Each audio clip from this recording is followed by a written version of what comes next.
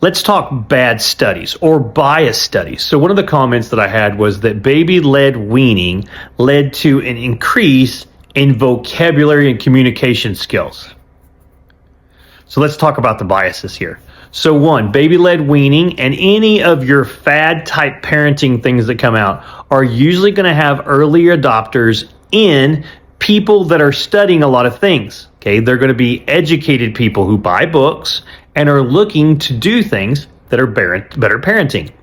This selects out a very specific class of people with higher education levels and people with higher socioeconomics. Okay, both of those things increase a baby's ability to communicate.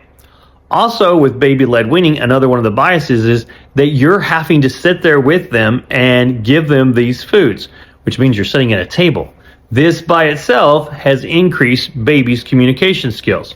So did the baby-led weaning have anything to do with it? Well, the studies were extremely limited. They were in Sweden. They had like 131 people. They were not randomly selected. There wasn't a control group. There was no speech pathologist involved to sit there and classify it. It was basically people that were self-reporting.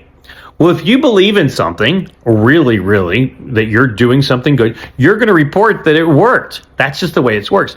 If you were going to do this same study and have no biases, what you'd need to do is you'd need to have, say, 130 people in one group, 130 people in another group. You would need to have them match with socioeconomics and education levels so that hopefully the genetics that we're mixing in here were going to be equal. Then you would randomly assign them one or the other that they were to do. They were either to do baby-led weaning or maybe traditional feeding.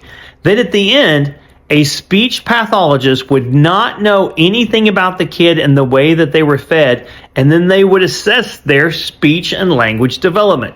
Then you could say, yes, that was statistically significant. Was that the way the tests were done? No, it was not. And that's the way that you feed your own desire of, I want to do baby-led weaning, and this study shows that. Did the study show it? Yeah. It was a really bad study. There was nothing that would have been scientific about it. Everything should have got thrown about it because it didn't really mean anything at all. It was poorly designed, and even the way that it was being assessed was terrible.